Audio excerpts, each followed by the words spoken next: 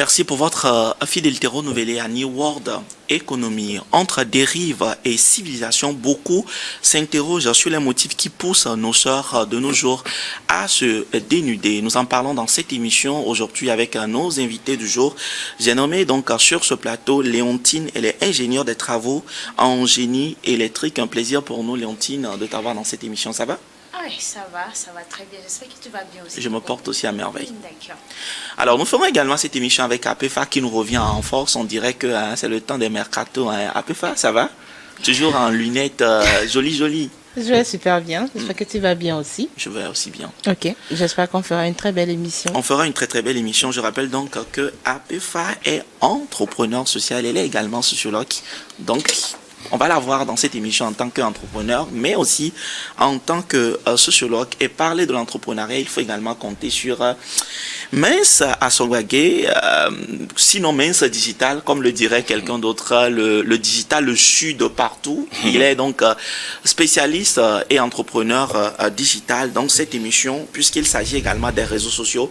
Il est mieux placé pour nous donner donc son avis de par ses expériences. Mince, un plaisir de t'avoir dans cette émission. Plaisir partagé. Bonsoir Maestro, bonsoir au plateau. Plaisir d'être là. Alors, on fera une très belle émission aujourd'hui. APEFA, j'ai bien envie de te poser la toute première question dans cette émission. Alors, quand on voit aujourd'hui nos sœurs se dénuder, que ce soit sur les réseaux sociaux, chaque jour on vit cela, on consomme cela en pleine circulation, que ce soit le matin très tôt, en allant au boulot, le week-end, les soirs, partout où tu passes, tu vas rencontrer forcément une jeune fille quelque part qui laisse une partie de son corps et qui pour nous les hommes, pour certains ça devient compliqué et pour d'autres personnes ils en savourent.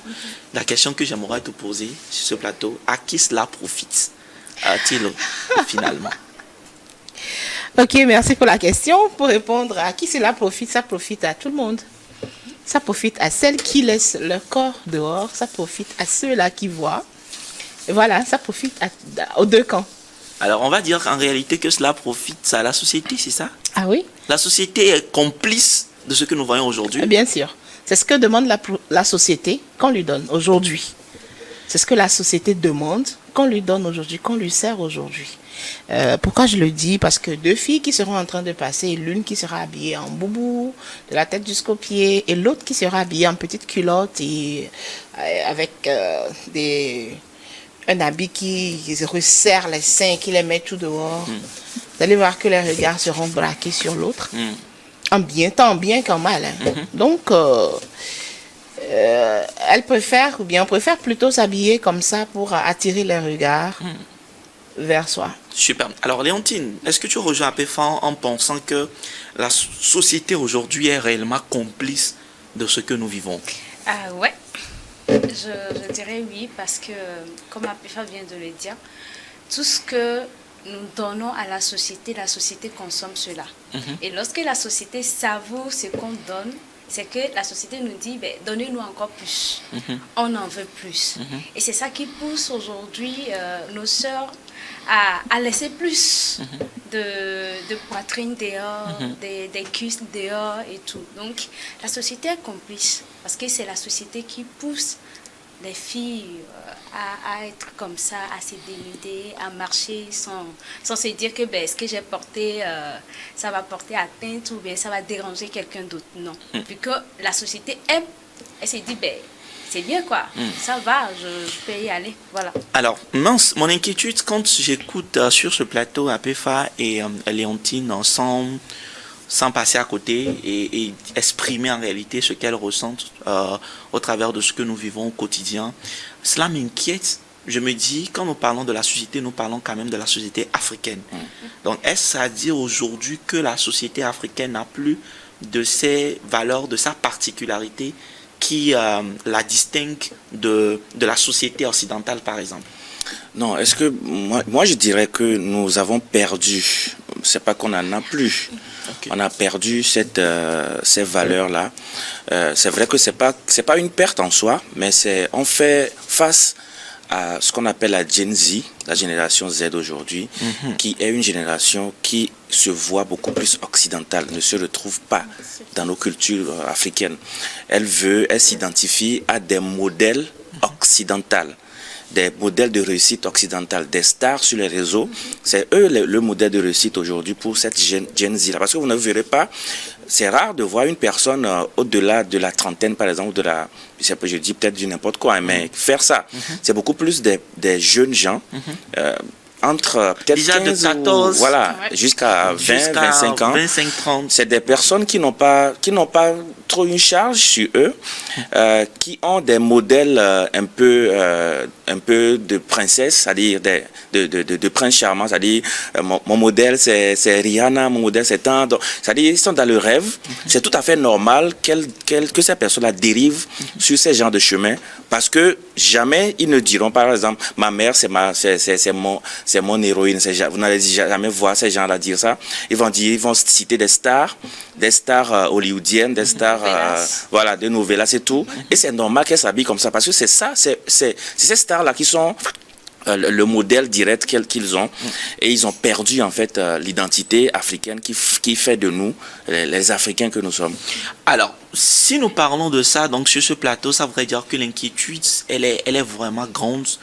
Elle est menaçante, on peut le dire ici. Certainement que tout au long de cette émission, on verra tout, donc les contours, les tréfonds donc de ce sujet. Mais Apéfa, je reviens encore à toi une fois. Quand j'entends Mince, par exemple, dire que on a perdu de ses valeurs, on a perdu de ses qualités. L'Afrique aujourd'hui est en train d'être occidentalisée, on peut le dire ici. Est-ce que quelque part, on peut parler d'un autre esclavage qui continue et dont on est victime sans s'en rendre compte, ou dont la jeunesse est victime sans s'en rendre compte, vu que tout ce que nous faisons, ou tout ce que cette jeunesse de entre 15 et peut-être 30, dans les trentaines, ce que nous faisons aujourd'hui n'est que ce qui est, on transporte cela d'ailleurs. Et devenir esclave de cette civilisation européenne, je peux dire oui et je peux dire non. Okay. Oui, parce que si nous sommes en train de faire du plagiat, ce qu'on voit de l'autre côté, c'est ça qu'on recopie ici. Quand on voit les culottes jeans blessées là, dans les universités, que l'on porte dans les universités, et c'est ce qu'on reporte ici. Tout ça là, je peux dire oui, que nous sommes devenus esclaves de cette civilisation-là. Mais je peux dire aussi non, parce que être dénudé, ou bien rester nu, fait aussi partie, entre griffes, je vais peut-être choquer, de la civilisation africaine. Okay. Mais très ancienne quand même.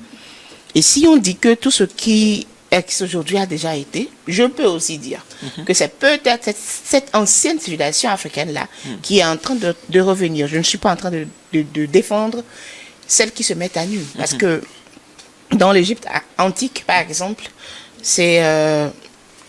les femmes sont nues.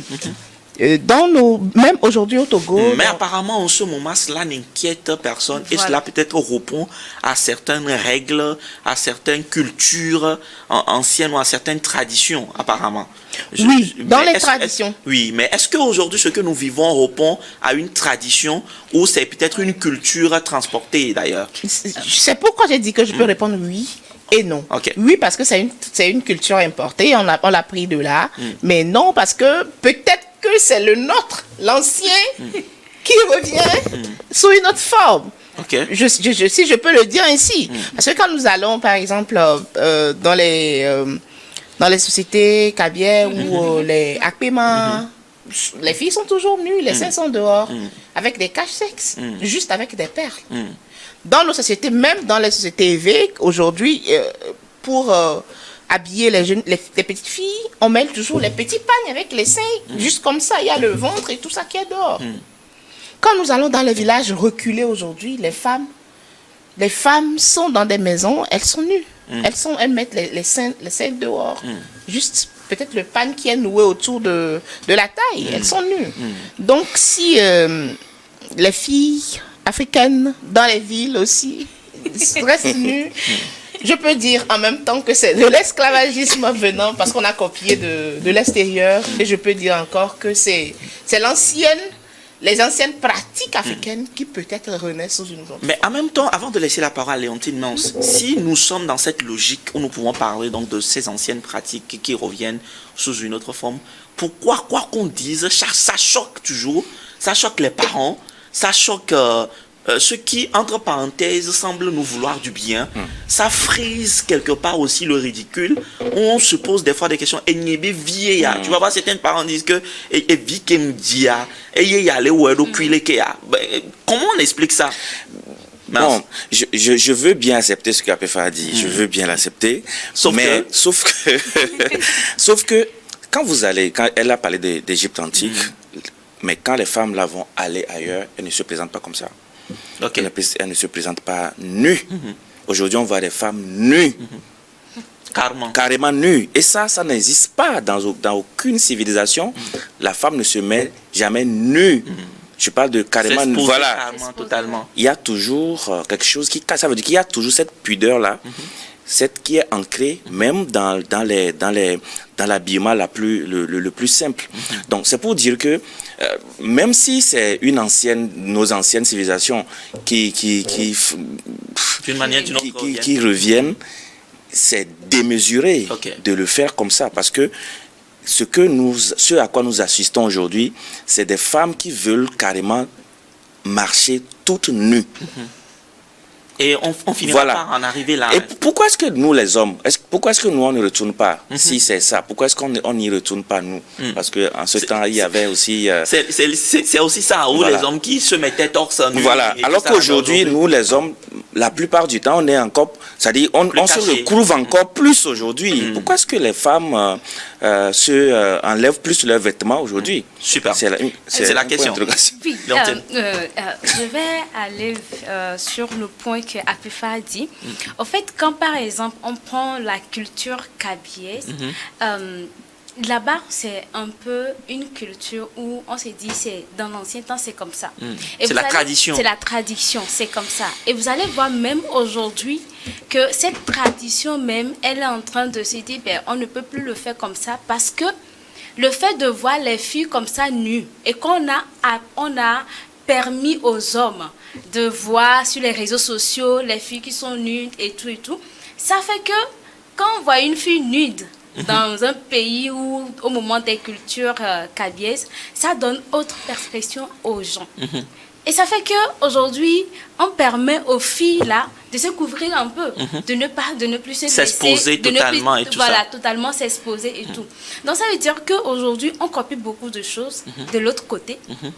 Et quand tu vois sur les réseaux sociaux, ce n'est même pas... ce que je veux même ajouter à ça, on ne pose pas sur les réseaux sociaux.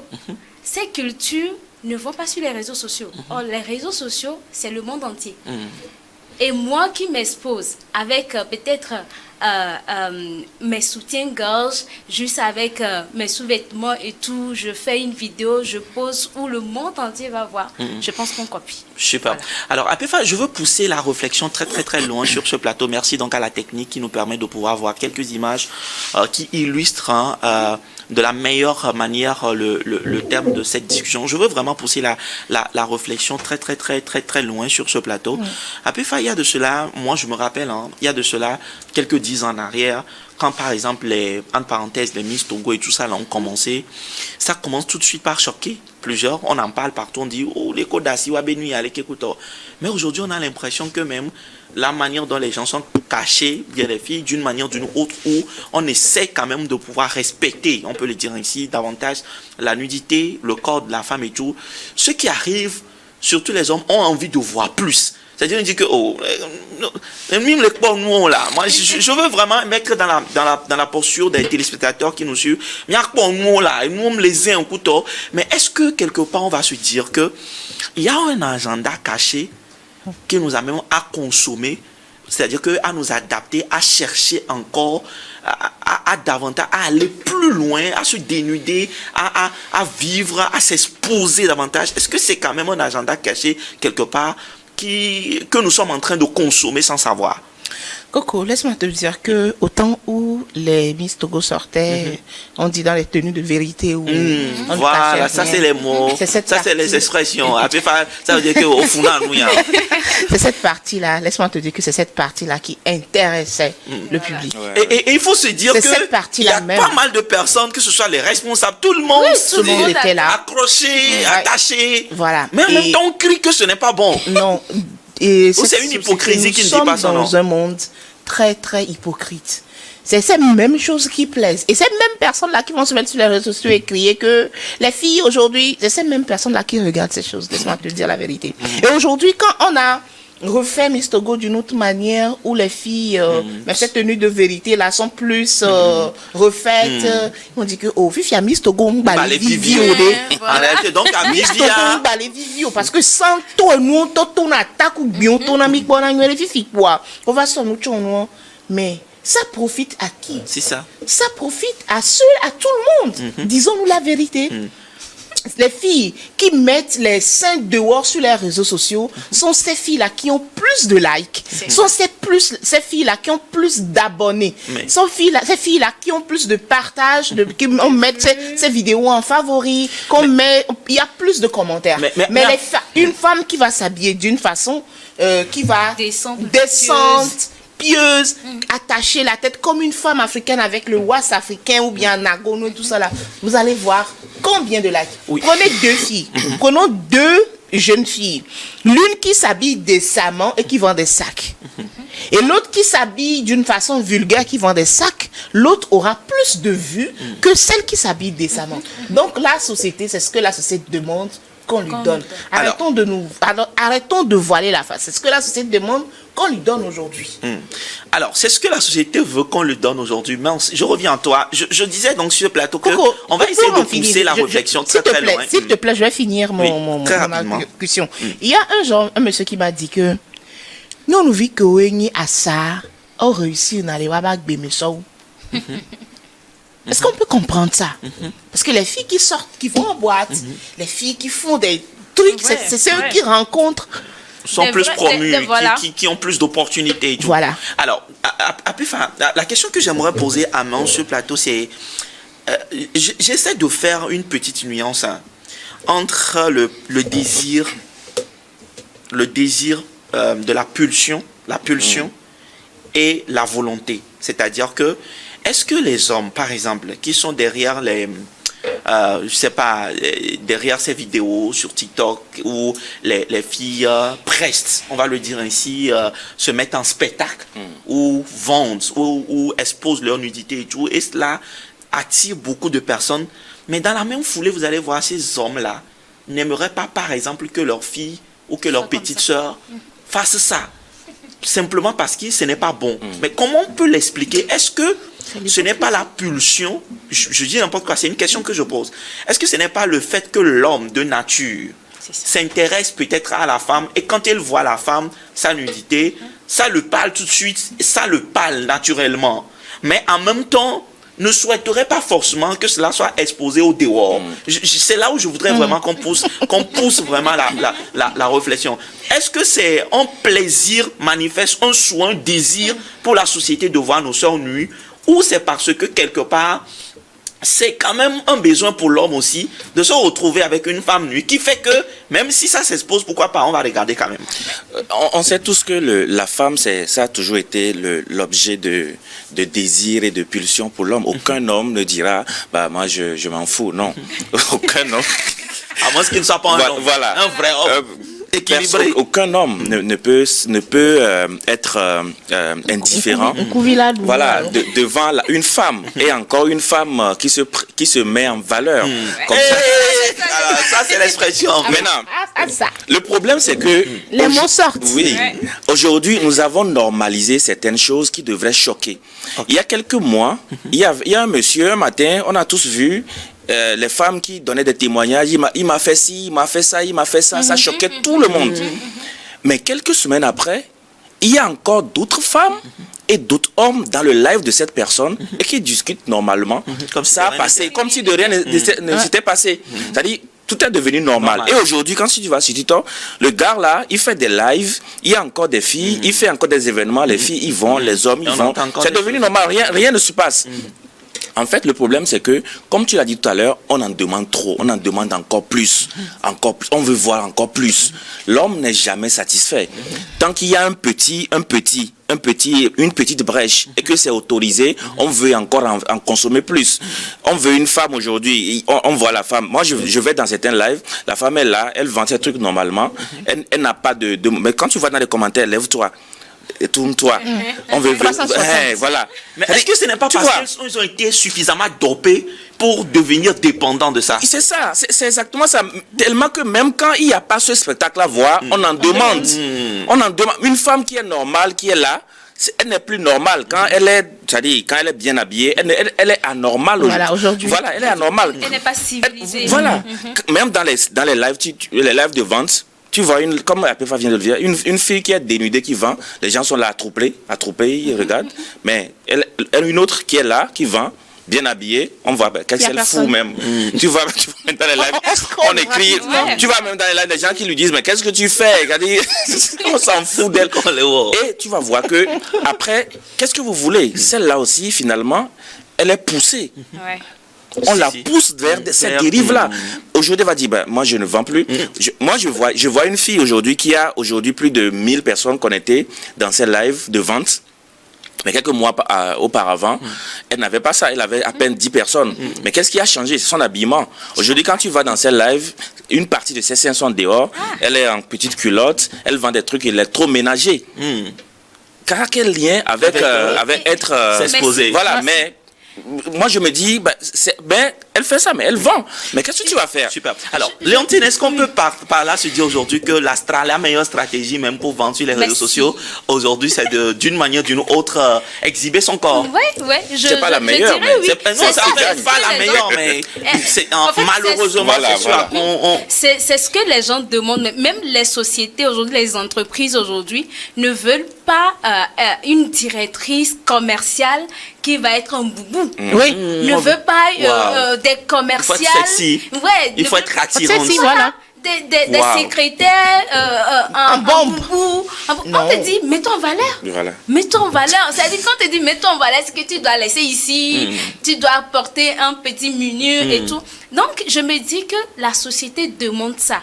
Les entreprises veulent opter ça et veulent mettre ça pour pouvoir vendre. Aujourd'hui, quand on parle des entreprises ou des directrices commerciales, moi, je me souviens, j'ai eu une discussion avec une sœur tout récemment qui me dit, ma directrice, parfois quand je porte pantalon, jean jusqu'en bas, elle me dit que non, toi aussi, mets-toi en valeur un peu. Tu es l'image de la société. Voilà. Tu es l'image de la société. Ça veut dire que si quelqu'un vient actuellement, il faudrait qu'on voit tout ton corps, qu'on sache que, il y a quelqu'un. Ça va encore attirer plus de personnes parce que ça, c'est toi, tu vends. Ça, c'est ce que toi, tu vends. Alors, c'est ça qui nous amène à nous interroger. On y reviendra dans la deuxième partie de cette émission où on se posera encore la question de savoir où va donc notre société. Que deviendra donc cette société togolaise et africaine? Que deviendra cette jeunesse togolaise, africaine si on n'essaie pas en réalité d'arrêter l'hémorragie, si on ne sait pas en fait de prendre les bonnes décisions aujourd'hui pour pouvoir garder notre dignité, notre valeur. On en reparlera dans la deuxième partie de cette émission. On va faire cette petite pause et on revient. À tout à l'heure.